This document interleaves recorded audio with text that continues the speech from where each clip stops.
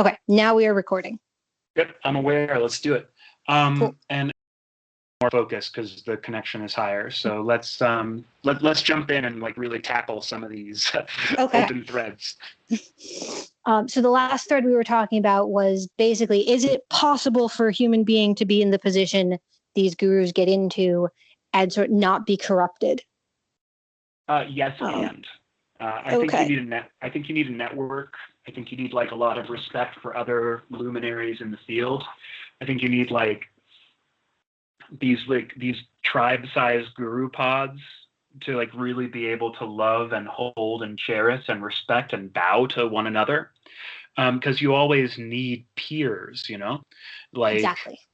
the healthiest flow through for optimal growth seems to me to be 1/3 people you're learning from, 1/3 people who you're on the level of, and like 1/3 people. And maybe as you continue to progress along the life cycle, it's like that can shift because you've accumulated an amount of wisdom.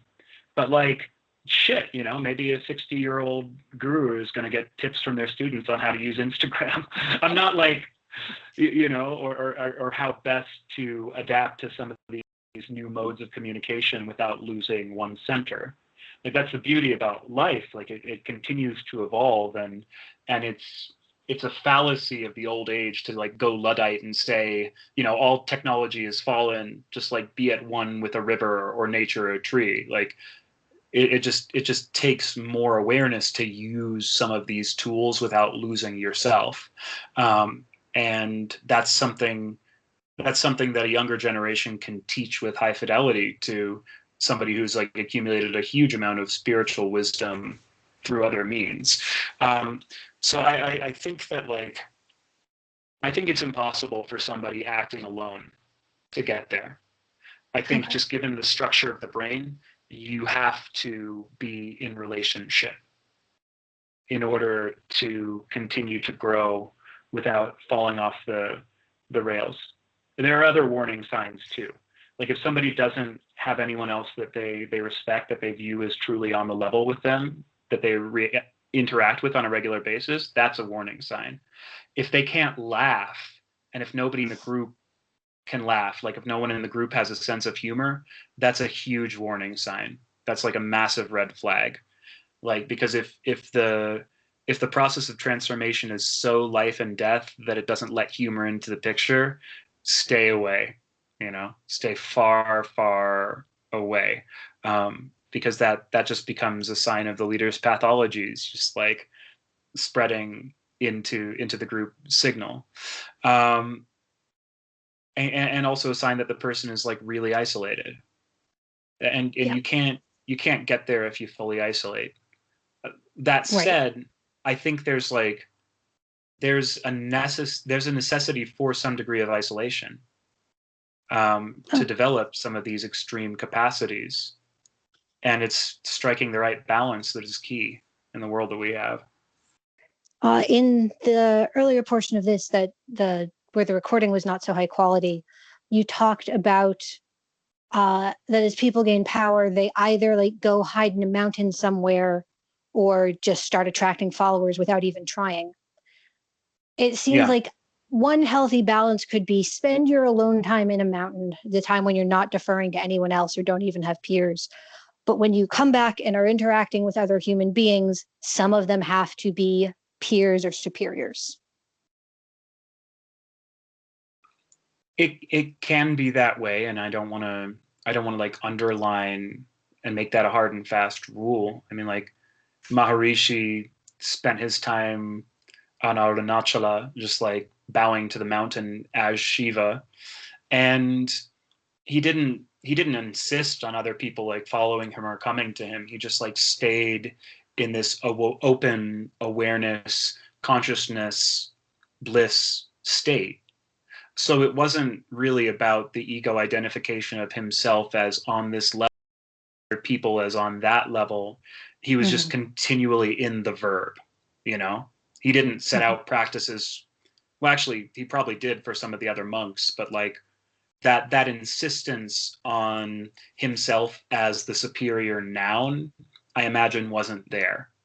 Like the more time you spend in this verb state of a super high vibration and a super connection to life, um, the less you need to worry about your standing, like where Mhm. you actually are. And it's only when that verb gets discharged ways that so-called corruption comes into the picture, right? You discharge that verb into sex or a substance or ways to make money or all of that. And then that neural connection of this massive energy gets linked to, okay, let me preserve and amplify myself as a separate vessel. Let me amplify these enjoyments, let me amplify and let me subconsciously build a structure that magnifies my capacity to do that, and that's why there are so many prescriptions against doing all this, and like there's so much negativity towards women or towards business or towards commerce, not because all of that is inherently bad, but because the books were written by men and they were terrified of losing their center and subconsciously building structures that maximized the individual ego, Right. and ashram structures can do just that if the person falls out of that alignment and falls out of that verb and then gets really attached to themselves as the leader. So it's like the quality of practice, like daily practice, increases when you're out of the mountain. It doesn't decrease, Okay. like you need to. You have to do that even more to avoid falling into the sort of guru exploitative pattern. Right. Scrub the toilets, do your 3 hours of meditation in the morning, do like have that devotion even more important, because when you're in these relations, the temptation to take advantage of them in myriad ways um, becomes the teacher, and it's a very harsh teacher. Like Right. I wouldn't I it's always good to have peers that afford mutual respect and also protections. Like in Tibet, you had a whole structure of this, a living structure of it. And if teachers fell short of their norms, they were punished or reprimanded or shut, like whatever that Mhm. was. They fell out of stream, you know. Right. Um, it's only in a fallen culture that anybody can come and have a good enough looking Instagram and hold themselves as an authority. Um, only only later to find that they were seeking to optimize some lower center gain, that enough people were interested in blooming that they had an economic model, and that's always the And this fear. is easier for gurus who come from the East to the West because the culture will defer to them more as the expert on themselves. And not only that, they'll have like generations of epigenetic conditioning. They'll probably have more of these practices in the bloodstream and Mhm. actual exposure to teachings and techniques. Chogyam Trungpa Rinpoche came from a family of teachers. And so he was able to come and just export this idea of nobility and royalty, like a Buddhist royalty, and take it to some absurd and extreme levels, Mhm. coupled with actual practices. And that's the key, I think, the coupled with actual practices aspect of it. If Mhm. you don't have that, there's no gas in the jet airplane. Like it just doesn't go anywhere. Right. Um, so it's like the practice is the fuel, and then where do you direct it? What do you hook it up to? Right. That's what determines where everybody's going. Let me change tracks slightly.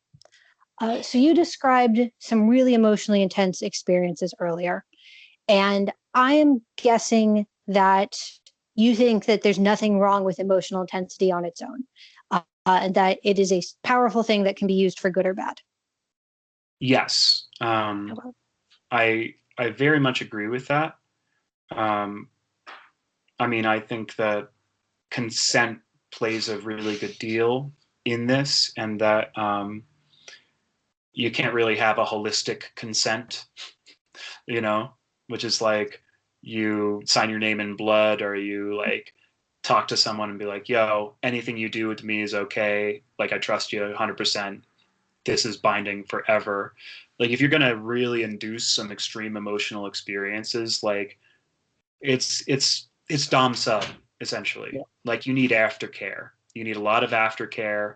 You need a lot of trust in the whole process. Like, there needs to be the right container to have that level of release.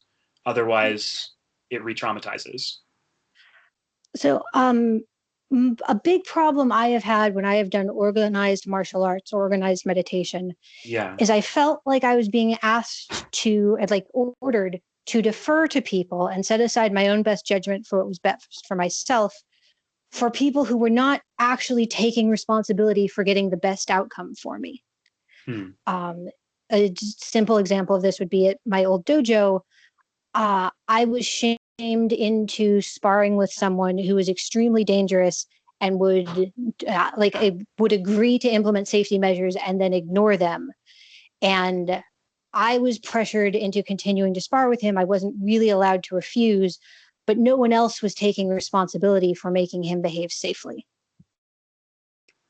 Yes, that was the case in my group as well. Right. That was probably the number one failing of that group, was the failure of the teacher to take self-responsibility for the effect of her practices and for the larger container that she held. I mean, she would deliberately export violence into her favorite students. Her favorite students would become the enforcers who would project emotional violence or energetic violence to enforce compliance to the teacher's wishes.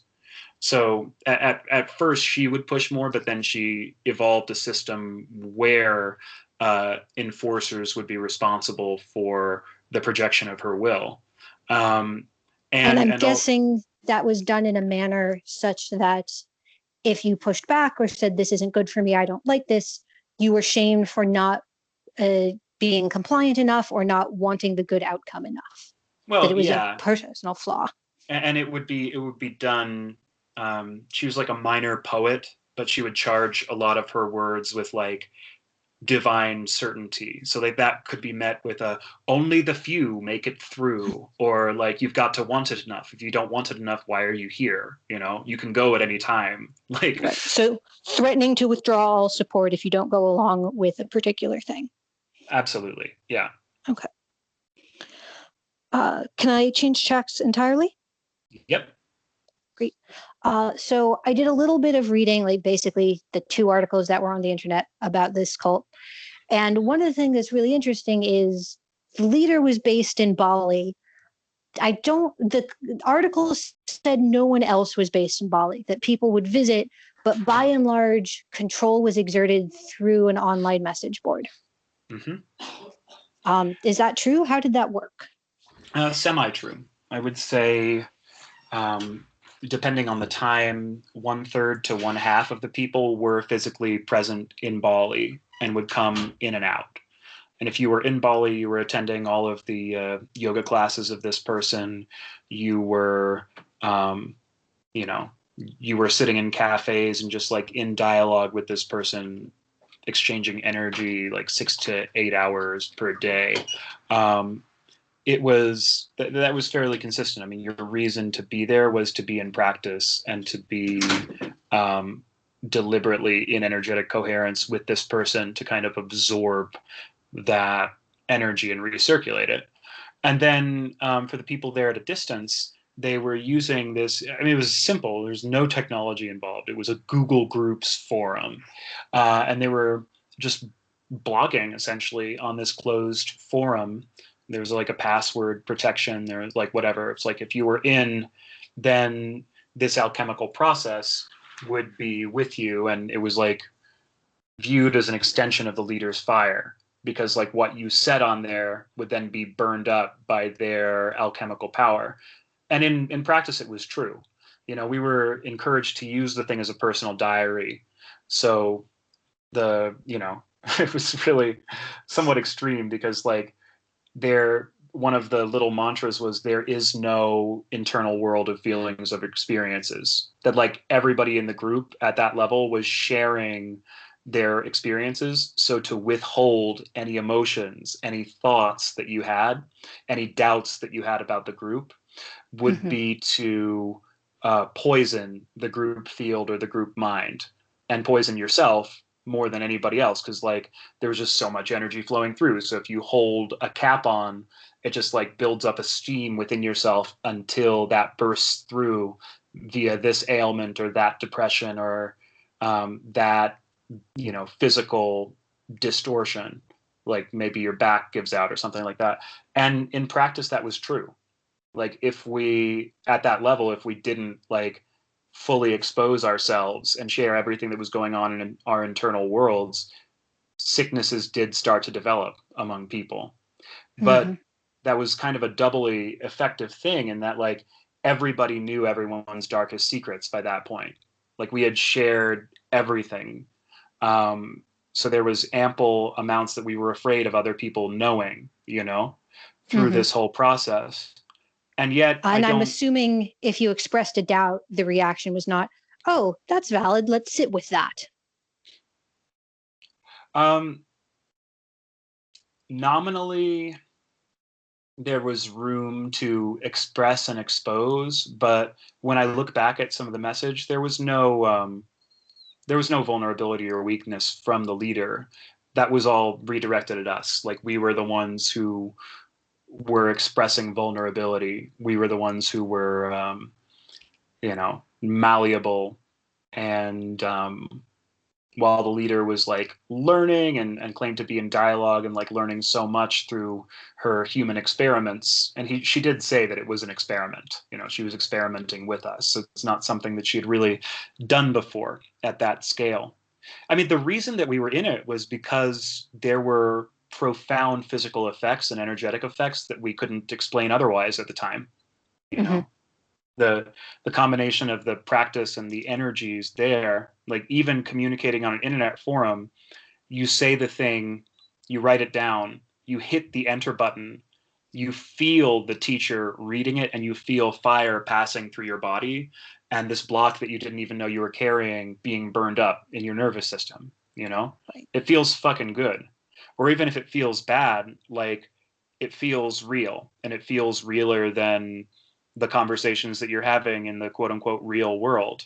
Like with people who you can see are on the 2.5 kids and a dog and a middle management job trajectory. It like the the us and them feeling is real too, but like it appeals to a kind of person for whom that reality is terrifying and feels like a living death, which whew, big sigh, right? Because it's like Yeah. how much of that is still my own ego talking, that desire to be the special child, the desire for these like um, heroic reinforcement patterns to be made manifest.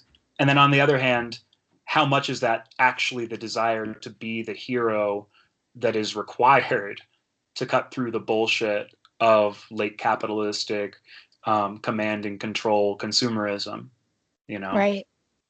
So I've been it, watching a TV show on John Brown, who kind of kicked off the Civil War. uh-huh. And I don't know how good a show it is yet, but I just love how they're portraying him as batshit crazy. Because you would have to be to take that strong a stand against slavery and that environment.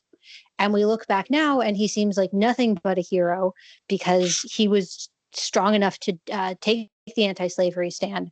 But if you were around him at the time, he was obviously insane. Yeah. Well, I mean, that's like, ooh, whoa. Like Yeah. is that what it takes? Or like you align with this ideal that is very clear to you but uncertain for a lot of people, and then you draw a line in the sand, like you will die for this, you will kill for this, you know Mm-hmm. and that cuts out a lot of the bullshit. It cuts out a lot of the well, not even the bullshit, it cuts out a lot of other forms of other ways of life. Like this was one of the control mechanisms of the group that I was in. Like in traditional Tantra, energy is passed down through oral transmission. It's through deeply listening to the voice, having that voice pattern into your nervous system, and then speaking with that voice of clarity. You know, the way that like mantras are activated and passed in is through the voice. It like goes back to the primordial sound current, like the Big Bang, boom. In the beginning was the word, this like one verbal transmission. Now, all well and good. You know, you got to be really still to get it. You have to like actually be centered in yourself to chamber that as like an organ tube that's like making this replicate. Now, this meant that we trusted the leader entirely and implicitly to be the arbiter of what was in resonance and what was not in resonance. And it meant we could be criticized just for the tone of our voice, not for the content of what we're saying. Because Mm-hmm. if it doesn't sound like we're vibrating with the force of truth, it doesn't matter the rational and logical significance of what we're saying, because that vibration is not in alignment with the field, you know, which meant that like the marrow of our being was open for criticism, and that any amount of intellectual conversation was not valid as a primary source of truth. It was literally just the way something felt or sounded. So when you bring up like John Brown, um, that vibration of total, unequivocal certainty that I imagine he projected to his followers, that's charisma. It's fucking intoxicating. When somebody is sure of something in this day and age, you fucking drop what you're doing. You're like, oh my God, who the fuck are you? I mean, it's why there are so many mediocre celebrities. Like, they're not sure of much, but they're sure that they deserve to be a celebrity. Any, yeah. What? And The it's fact that someone is sure of anything, mhm. in a world that encourages so much hedging. So much hedging, so much doubt, so much self-doubt. Like, you almost have to be a narcissist to break through the quiet desperation and the shades of gray, and the that is encouraged by the liberal arts, middle class, college education, pseudo-scientific, like everything must be modulated by this very bottom up, we are all made of particles, and the world is a construction of matter. Like that means that there's no objective independent certainty. That means that everybody is essentially an equivocation made to negotiate with the material world. If somebody can cut through that and claim an independent source of certainty, they're going to electrify all of these latent sections of the brain that have been downvoted by society because they're not particularly good for consumerism. And it's going to feel like childhood. It's going to feel like a myth, like magic, like being alive again, like having a missing limb or tail like restored to you. Like the amount of energy that goes into conforming with society is extreme. Like Mm-hmm. most of people's magic, if you want to call it that, goes into protecting themselves from exposure to the real. So you get somebody whose voice alone exposes you to that. Most of them end up going into politics, or most of them end up becoming movie stars, or stand-up comedians, or musicians, and millions of dollars like heaped at their feet, um, because that's what the society craves, and those apertures are what society opens to such people if they choose to play that game. I and And they're leading. Yeah, go on. oh, another pet hypothesis I have is over the last, I don't know, 50 to 100 years, maybe 30, we have taken away a lot of the rewards of power and called them illegitimate, which means you only get rewards to power if you're willing to do things that society considers exploitative or evil. And then we are surprised that only people who are willing to do things exploitative or evil are willing to take power. That we have chased off anyone who would have been good in power as long as they were appropriately rewarded, but aren't willing to do it for no effort or for no reward. Yeah, absolutely. I'd love to hear you elaborate a little bit more on that too, because that's fascinating. Like, what do you feel the dynamics are for that being put into place? And Yeah. So let me give a simpler example that I think illustrates the point really well, which is uh, sex, but with an age disparity. And to be clear, I'm talking about where everyone is old enough to consent and intelligent, but it's considered creepy, typically because the man is older, but not always. mhm. Once you consider sex with a large age disparity creepy, only creeps will have age disparate sex. Mm. Anyone who is sensitive to society's definition of what a good person does will stop.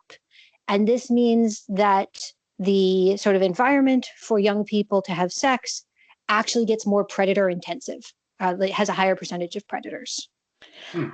And I think a similar thing is happening with the deafening of leadership that you used to get. Oh, and this is almost before my time, so I'm going by historical reports for what people would get. But like, Mm. you would, one of the rewards you would get is that more people wanted to have sex with you. And now sex with a subordinate is considered wrong and exploitative. You would get more money, and now that's often considered exploitative. You would get deference that you're now not supposed to get. And so you take away all of the things that all of the legitimate ways to make the effort, the work of power, and being a leader is work, rewarding. Mm-hmm. You're also just signing up for so much criticism because, and this obviously had some good parts as well, people feel very free to criticize leaders right now. Mm-hmm. And so I think that over time that drives the responsible people who are like morally good but not willing to be martyrs out of leadership positions.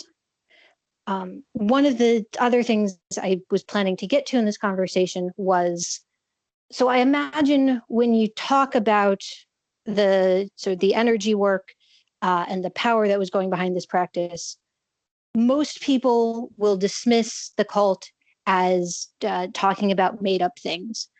And the range of people who are able to say, yes, those were all real experiences. Yes, some of them were valuable. Here is a healthier way to get that nutrient you obviously needed Mm-hmm. is quite small.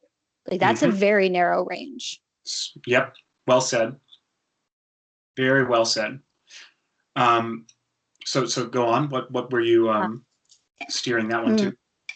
okay, so the way these combine is basically gurus are given a lot of power. Some of that is that they're not properly in the West. They're not properly checked, which is it's a problem on its own. But also, we take away the rewards of being a guru, which means the people who would have been really good and moral at it become less interested.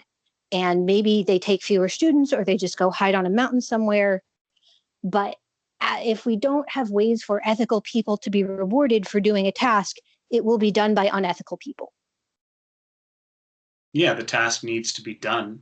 I mean, it Yeah. still has to happen. Like the verb Mm-hmm. has to express itself some way. Right. And that is Or we that can is a just kind of deficiency. all Yeah. suppress ourselves and not try anything hard.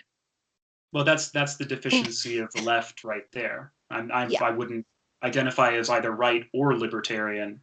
Um, I speak a bit for the trees, for the trees have no tongues, but beyond any of that, like, you have in hyperliberalism a kind of copy paste mentality of identity politics that actually compresses people into nouns and gets them further from the verb of their actual selves to begin with. Then were they not defined as like, I am a they, I am, and I'm happy for a lot of those openings. I'm bisexual myself, just like having more latitude for self-expression is wonderful. But compressing things into you are this race, this gender, this nationality, thus your voice has no say, is going to result in like a politics of opposition. coming through, it's going to result in less and less sensitivity and nuance in larger forms. It's going to result in a culture that copy pastes all the old media, but just flips the identities in the leading roles rather than writing new stories. You know, it's and you see that again and again. We're playing the old stories, but different leading roles, and thinking that will create a new narrative, and it won't. We don't really have time for that, and it is true, I think, that power doesn't have to lead to brain damage, but like, to handle the amount of criticism that is being thrown at leaders, they either have to get better at alchemizing and transforming energies within themselves to a fucking Jedi level. And, you know, energy for that can come from money and from sex, and from like more and more of that energy that comes from the group goes to processing that trauma. Something. Yeah. They need something, and in a more toxic environment, they need more of that something to properly function and keep doing their job. Or more of a connection to source, or an infinite form of energy that comes from within. Like with a higher, it's almost mathematical, with like a higher intensity of criticism, they need to be even more centered and even more aligned and even more Buddha nature. So it's like a harsher test from Shakti to Shiva. Like, are you aligned? Are you aligned? Are you aligned? I am not fucking satisfied. Are you aligned? You know? And there's good that can come out of that. There really is, like, the ability to hold your center and increase criticism. That's great if you can do it. Otherwise, it results in an increased amount of deadening and polarization. So the other way it can go is you block your emotions. You focus on building the energy. You use that energy as the thunderbolts of Zeus to fucking silence your dissenters, and you create an us and them. They are the ones who criticize because they are the ones preserving their small selves, and they are puppets of the ego. Or if you're using the Matrix, they are the agents of the system, you know? But however sophisticated and accurate it is, an us and them narrative generates a limited pond or a lake of energy and separates it from the ocean. So there's only so far such a philosophy can go. If you lack the wherewithal to use the criticism to connect deeper to source without giving your power away to those whose vocation is criticism rather than constructing anything. Yeah. There's about a page in the Guru Papers that it doesn't quite come out and say it, but the implication is anything with a living leader who has a goal is automatically a cult and automatically toxic. That you can only get psychologically healthy organizations when the text is dead and the priests are necromancing it. Bullshit. Yeah, that's when I stopped reading the book. You know, different strokes for different folks. That was a really helpful book when I was like offboarding from that organization, but it's just like you take a base to counteract an acid, and neither of them is healthy on their own. Like, you're not going to drink bleach, you're not going to do 30 tabs of acid. You know, you're going to figure out something that's actually in alignment with the harmonics of reality. The thing is, like, it's painful, right? There's a need for nuance. There's a need for the in-between. And with full humility, like, I personally could be practicing a lot more and being of a lot more benefit to my fellow humans. Like, I have capacities. When I nurture them and nourish them, they make an extreme amount of good on others. And I've also been fielded like a lot of criticism when I've, you know, taken on connections with people with a shit ton of trauma in their nervous system and make one false move. Suddenly I'm the worst creature in the world, you know? It really hasn't incentivized me to keep my developmental process going. because it brings me under the line of fire of these like really traumatized people. So either I have to get much better at screening out the people I can expose to myself and my depths, because this is like epigenetic transfer. Like everything that I've accused, like my former cult leader of, like, is latent within me as well, and it's latent within society as well. Mm-hmm.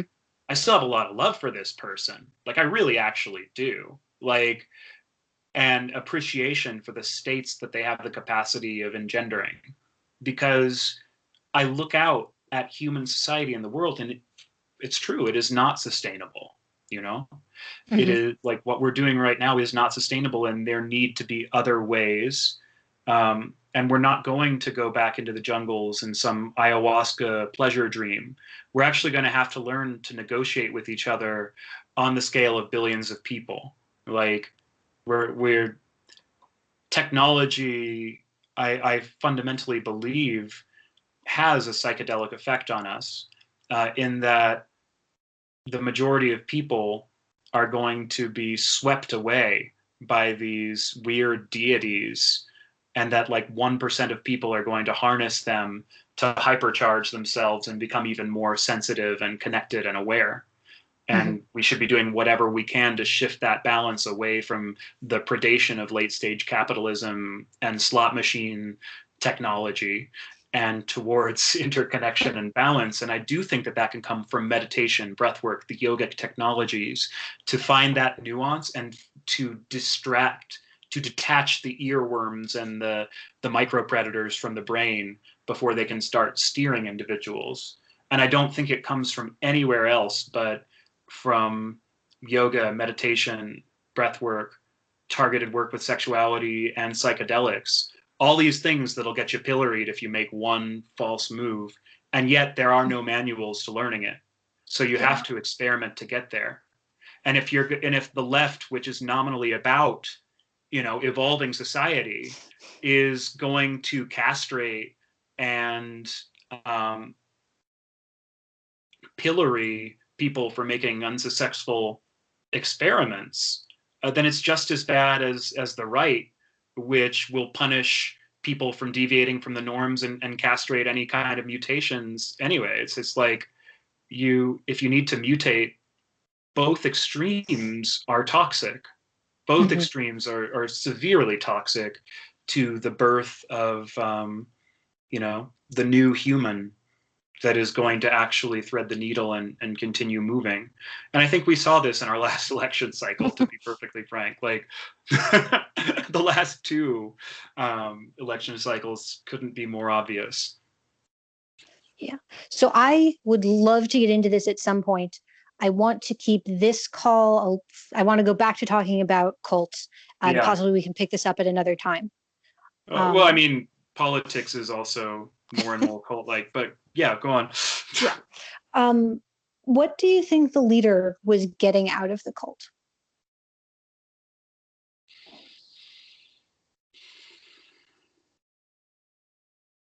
I mean, she was growing and evolving, you know. You Mm-hmm. grow based on what you serve. You grow your expanded nervous system and capacity to connect to source based on the service that you actually provide in reality. So by connecting with a mandala of those 12 to 24 people, she is expanding her nervous system to the aperture of 12 to 24 people. And by connecting in depth, she's expanding her nervous system to be aware of the processes of 12 to 24 people.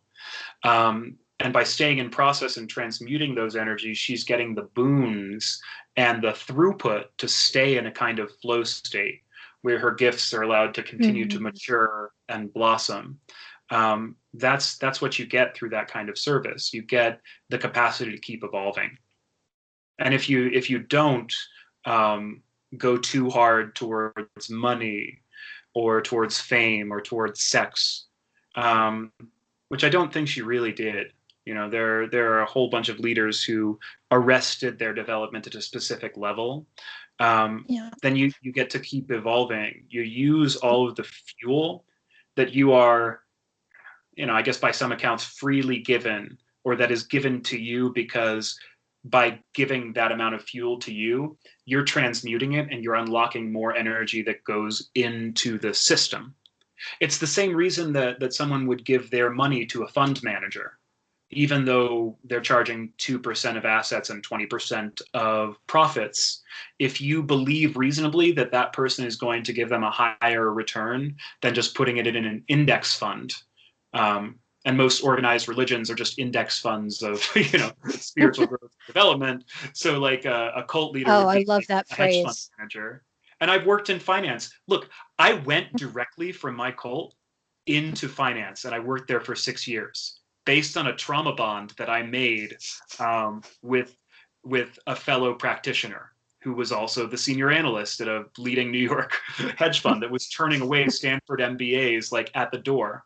And I was hired there because the CEO of the firm loved my energy. You know why? Because I was in an hour and a half of practice every fucking day. And my IQ and my IQ and my identity, whatever. I looked good in a suit.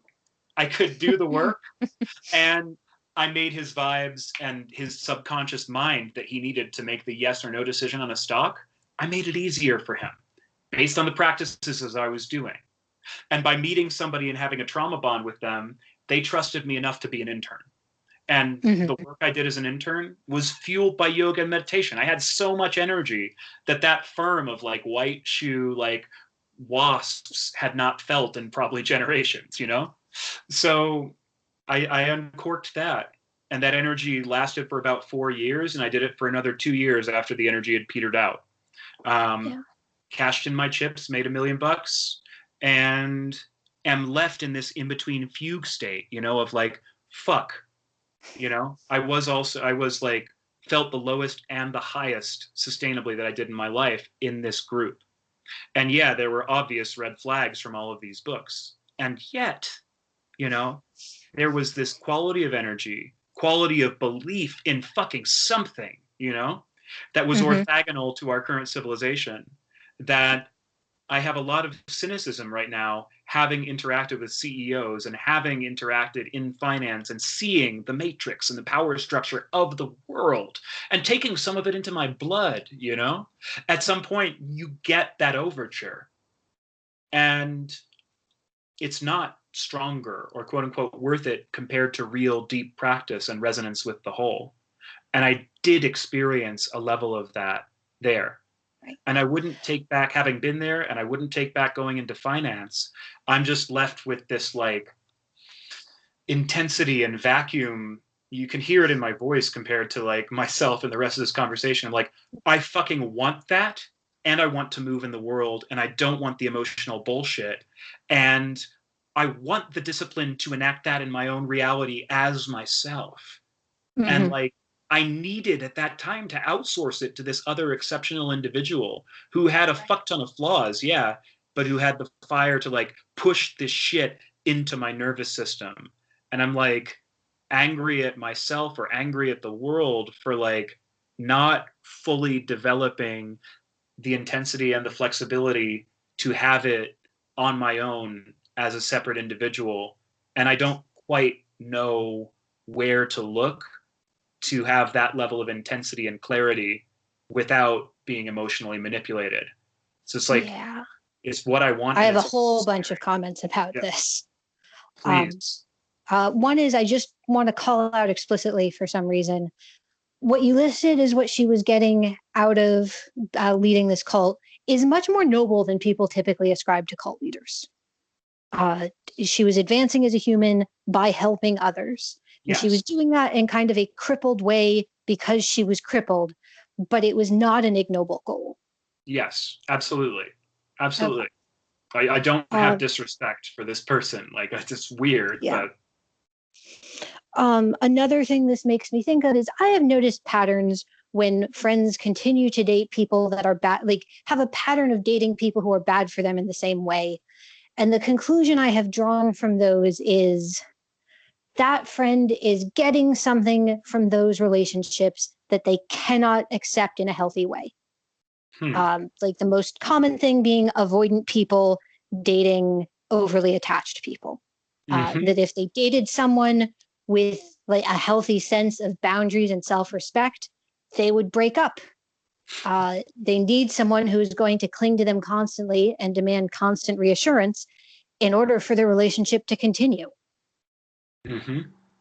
Mm-hmm.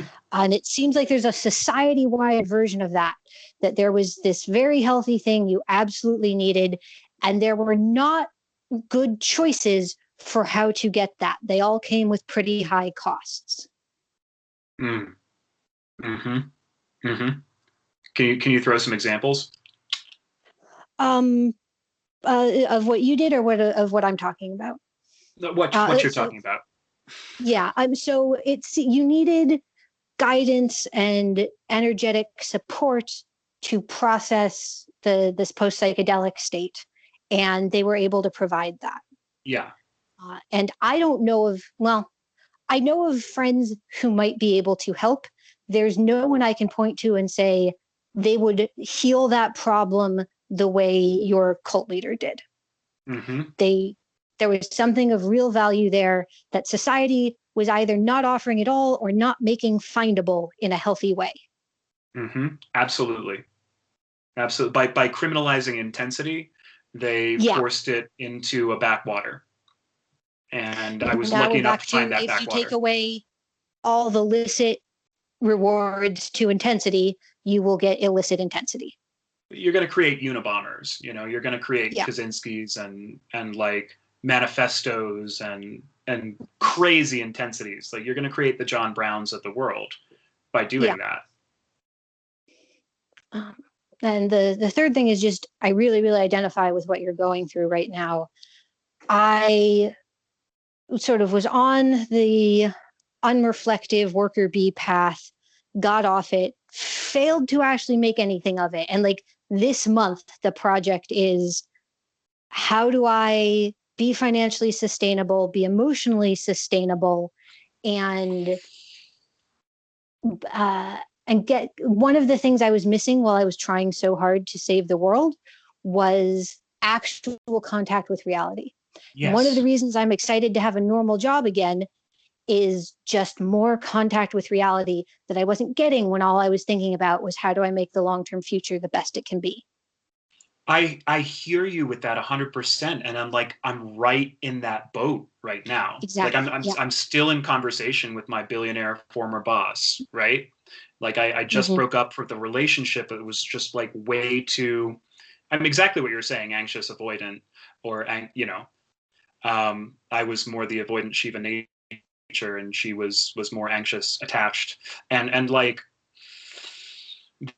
and I had transitioned from finance in January to pursue circus life. I mean, I had built up a pretty gorgeous artist collective and performance group called the Creative Cauldron, and I was doing energy magic with like 60, 70, 80 people at a time in a vaudeville setting with like all of these performing acts that were like the god forms or the archetypes in different veiled formats. And so it's like people are opting in because the stage is the last altar that our culture has, like Mm-hmm. that was my way of continuing these energies in the field. And that's why I was willing to leave finance to do it, and I had a creative partnership with the creator of the Blue Man Group. And I've been doing an installation with him in Vegas, like working on his new project, but it's still not creating the live sets of like a fucking Dunbar's number, tribe size, intensity of human beings that is geared into the central nervous system, to the way that the brain works, but using creativity and like electricity as a way of productively experimenting for a night or for a weekend in how the brain is sculpted and how these energies can move. I mean, with the goal of going towards the mystery schools, towards a truly interactive psychedelic style environment where maybe even psychedelics are triggered without the use of substances. I mean, that's what I was experiencing in Bali and with this group. And I know that it can be triggered. It's like once you know the truth is out there, you can't not seek it. And not seeking Mm-hmm. it is a corruption. Like it eats at the organism. And of course, the second I was going to do that, I had like 2 different groups and was working with the Brooklyn Raga Massive and like some world-class Indian classical and jazz and freestyle rappers and all of that. Like COVID hits, and Yeah. the entire project and all of the momentum is just like hit your pause button. Yeah. And of course, like the temptation to go back into finance and do that, because it is a connection with reality. You know, it Mhm. is that's an energy that respects me. Yeah. And the thing I want to follow up on is you talk about chasing this truth and how you, like, once you know it's out there, you have to do it. And I can see ways that that's incredibly in touch with reality and alive. And I can see ways in which it's lotus eating. And it's very hard to tell the difference sometimes. How does that show up in your life? Oh, that's a good question. Um, so as I was talking about earlier, like I spent several years trying to figure out like how do I save the world using the skills I actually want to use. Um, oh, God, this one is and empirically I did not accomplish that much. So I feel like there was some tail chasing somewhere, but if I could identify where I was tail chasing, oh, here's a much better example. Mm-hmm.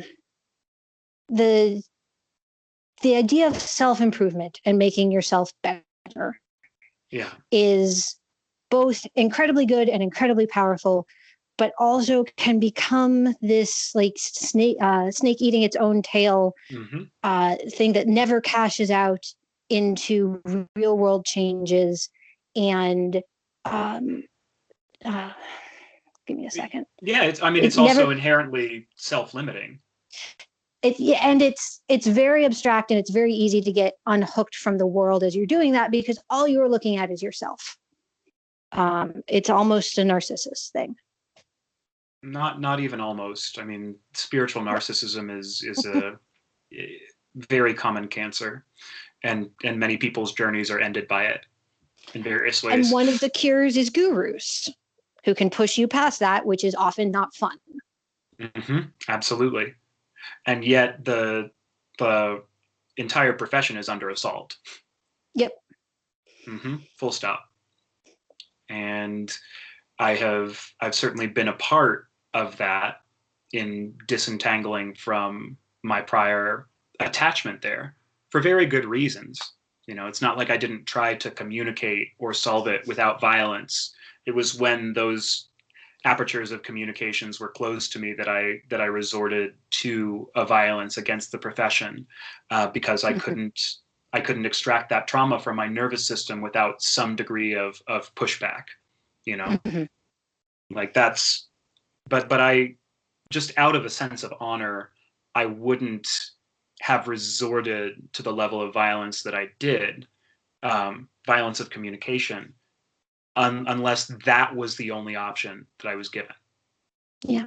Can you talk about what you mean specifically by violence? I mean, just by writing manifestos online, by making sure that was one of the top 10 Google results, by, you know, the big sigh is that I just really don't want to be throwing the baby out with the bathwater.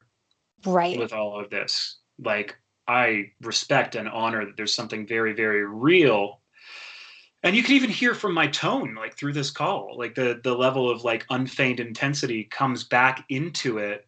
Like that's my actual self.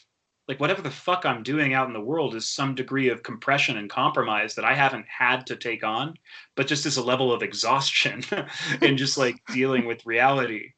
I'm really passionate about this stuff. And there's almost no one who can trigger that passion.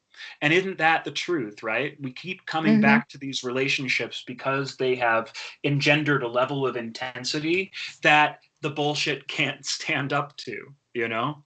Like that's where the attachment to these figures comes through. That's where the desire to become one of these figures comes through, because people don't like it. Even the authorities that maintain the structures of reality don't like these structures, and so they go to their secret sex parties, or they go to their like substances, or they you know, whatever the fuck they do to cut through the walls that themselves are building up, you know. And it's like,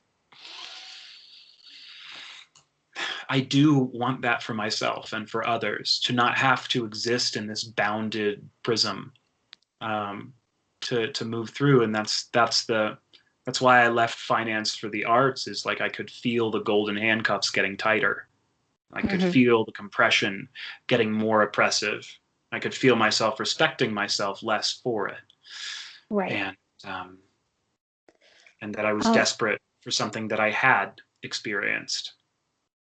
So speaking of the artistic project, artistic collective that you were starting, it sounds like it was also doing a lot of energetically and emotionally intense things that were risky. What kind of things did you do to try and make it a better, healthier experience than what you'd had in your old group? Well, I mean, there are a few things. There's the formality of charging for a ticket, of paying performers, of the separation between the stage and the audience. Like, as much as I was dissociation capitalism brings, and the pluses and minuses are another thing we could talk about at some point. Well, it's a condom. There's a safety involved in that, and there's also it's a way to generate a true energetic transfer, like a formal energetic transfer from the audience to performers is itself a sacrament. Like, there is such a there's such a purity in paying artists for their art, and also in finding artists who haven't accepted their own professionalization in that art, and saying, you are an artist who deserves money for what you do. Like, finding that and like giving that to somebody in a ceremonial context creates a new identity that's like a greater source of life. So it's using some of the fruits of capitalism, and it's like money is just a formal recognition of energy, and bestowing it in an envelope, in a ceremonial manner. It's like, thank you for your service, you know. That helps create artists, is what that does. It's just like a little part of the ecosystem of the creation of an artist, of somebody who creates as a living, you know. So I was able to play a small role in that. The theater, I was able to bring a lot of intensity through. I mean, my favorite piece was myself in an all-black morph suit at the very end of an evening, right after a sound healer has come in for 15 minutes. And I love just like Zorroing things. So like, a sound healer will come in after a really intensive act, and people's nervous systems will be open. They'll be all with it. And then he'll come in through the side, or she'll come in through the side, and be able to do so much more work than if somebody just got on their love and light hat and like assumed they were coming to a healing seminar. Then only the places that wanted healing would be healed, not the places that were into intensity, that were into my whole thing is stimulate as many parts of the body mind as possible, and then get them talking to each other, and then like raise things to a super high level of intensity, and then let all the people talk to each other. So it is simulating a kind of psychedelic experience where so many places of the brain and so many more experiences are on offer. And then it uses the macroorganism of the group to start relationships or new business proposals to each other. Like, all of these things happen in these scenes. And I was really gratified from it. I also, the feedback would be there. Like, the organization itself, the group itself, was its own greatest teacher. Like, this was a greater self that was telling me what to do, giving me greater inspiration on how to put these acts together. But also, like, when my organization was not on point, and somebody that I had promised a slot didn't get to have a slot that evening, I was punished severely for it, and very quickly, you know. So it's like, it accelerates its lessons it accelerates like transformations in me to be able to hold it and the whole group. Like it's Gurdjieff or Upensky, quoting Gurdjieff, said like a school is one of the rarest things and one of the most easiest things to lose, one of the most precious things. And you can tell it's a school by the fact that it's going on multiple levels at the same time. So it was an extent a compressed practice. It took like 3 or 4 days of my month to set up, but it held 60, 70, 80 people for that one night. So essentially it was like, you know, if you spread it out, like 60 people one night, that's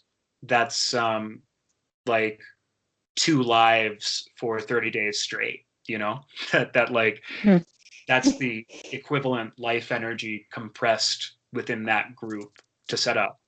And so that the stewardship over that takes a real devotion and has real rewards and gains for it. So it was a way for my spiritual practice to continue through the creative arts. And I'm an MC, I'm a spoken word poet and a pianist, and a lot of stuff in improvisation. So I would be the glue that held the acts together and just like bring in improvised poetry, in channeled poetry and whatever, you know, relating to the theme of the event, and everyone would come in costume for that theme too. We'd have like cacao ceremonies and stuff, get people in the mood, but like it would all be to create something specific. And the bardic arts are so important and so weirdly used in our culture. Like most of it is rap built to glorify capitalism. If you can actually take back the flame of the bards, like that brilliant individuals like Leonard Cohen or, you know, Paul McCartney and John Lennon and all the fucking poets of like the Beat Generation or even Lou Reed, you know, like the true poets of music, and take it back from the Gucci Gang crew, you know, like you can make some real changes on the fundamental level of reality. And that's like why I do the things I do and want to do the things that I do. And it's what drew me to, no, you know, what drew me to spiritual practice was that my brain was non-functional. What is drawing me to artistic practice is that I want to use that spiritual practice to actually make a difference. And what will draw me back to spiritual practice in the years to come is, you know, I'm set. I made the money in finance. I've got the art. I'm young. I'm attractive enough, whatever. I don't have to be triggered by whatever cultural things. But if I again attempt to grow spiritual power, it will be out of a desire to be of true benefit to my world. And I want that. Like I actually really want that. And I want to cultivate the Sangha that I can have faith in, and that will be in alignment with those practices, because like I miss that side of myself. I got it to a small extent in creative group, and I just, it's not there. It's not there in any organized religion or practice. It's there with hyper talented individuals, hyper energetic individuals in a kind of tantric manner that I've seen approached from several different directions successfully, but with tragic underbellies in all of those different directions. And the audacity of doing myself, given all the flaws I see within my own personality structure, is correctly terrifying, you know? Right. So, but at the same time, you don't want to sit in a room and perfect yourself until you're ready to go out and face the real world. No. And I have gifts that want to be on offer, that are spiritual gifts that will feed other people, you know? Like, I was doing something real. I was doing real magic in the events that I was throwing, and these were events largely attended by other magicians, because it brought a greater mind together. Like I don't need to cloister myself to give that, although COVID is a involuntary cloistering. But what I do need to be able to do all of that healthily and successfully is a greater rededication to practice myself, and I mean, whatever the climb, like I am calling in a teacher that I can deeply respect and grow with, whose practices will not limit me um, in my expansion and development. So I I do have faith that that kind of a person is out there, and the humility that I would still like that in order to grow. You know, like Yeah. you know, it's like once bitten, twice shy. No, I mean, maybe, but I still, I can see how the energies that I've built up are still susceptible to the addictive counter pressures of capitalism Hmm. and of polyamorous sexuality and of all of the lower chakra offshoots that would be hungry for my youth and energy and talent. You know, I would Hmm. love to meet somebody more experienced and with a deeper connection to source than myself, who is qualified to actually hold me without limiting my development. Hmm. Um, so I, you know, just putting that out there, however it resonates. Like I'm not condemning the institution, and I'm Right. not condemning the the full spectrum of guruhood or teachers in general. I would just like to connect with the right one. Um, yeah. Um, I'm going to stop the recording here because I think we've covered all of my questions on the initial topic. But if you could stay on the line for a little bit, there's a couple more things I would like to discuss. Of course. Yeah. Okay.